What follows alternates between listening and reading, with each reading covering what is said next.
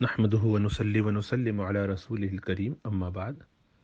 کسی نکاح میں عورت کو وکیل بنایا جا سکتا ہے، اور لیکن عموم چونکہ یہ نہیں ہے، عام حالات میں ایسا نہیں کیا جاتا، اور وجہ اس کی یہ ہے کہ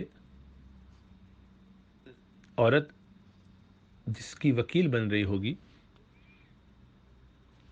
اس کی یا اس کے سامنے والی پارٹی کی، جوڑے کی یا اور لوگوں کی، وہ کسی نہ کسی درجے میں محرم نامحرم ہوگی، کسی کی محرم کسی کی نامحرم۔ اگر وہ پردے میں بھی بات کرے تب بھی بہرحال اس کو اپنی آواز سنانی ہوگی، جو بلا ضرورت ہے۔ تو ایسے کسی کام میں جہاں اس کی ضرورت نہیں ہے، جب مرد بہت سارے موجود ہوں، تو ایسا کوئی کام کرنے کی ضرورت کیا ہے جبکہ مرد موجود ہو؟ یعنی اس کی کوئی فضیلت نہیں ہے، کوئی ثواب نہیں ہے۔ ازواج مطہرات جو سب سے بہتر تھیں تمام دنیا کی عورتوں میں، امہات المومنین تھیں، صحابیات تھیں، اللہ کے رسول صلی اللہ علیہ وسلم کی بیٹیاں تھیں، ان میں سے کسی نے یہ کام نہیں کیا، تو آج کی کسی عورت کو یہ کام کر کے کیا حاصل ہو جائے گا؟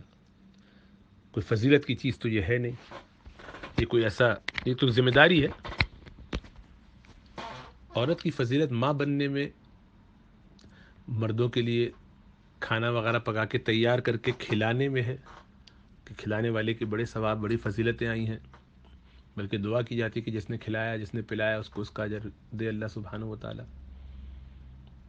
تو عورت کو اور مرد کو دونوں کو اپنی زندگی میں یہ سوچنا چاہیے کہ وہ جو کام کر رہا ہے یا کر رہی ہے، اس سے اس کی آخرت میں کیا فائدہ ہوگا، اس کو برکتیں کہاں حاصل ہوں گی۔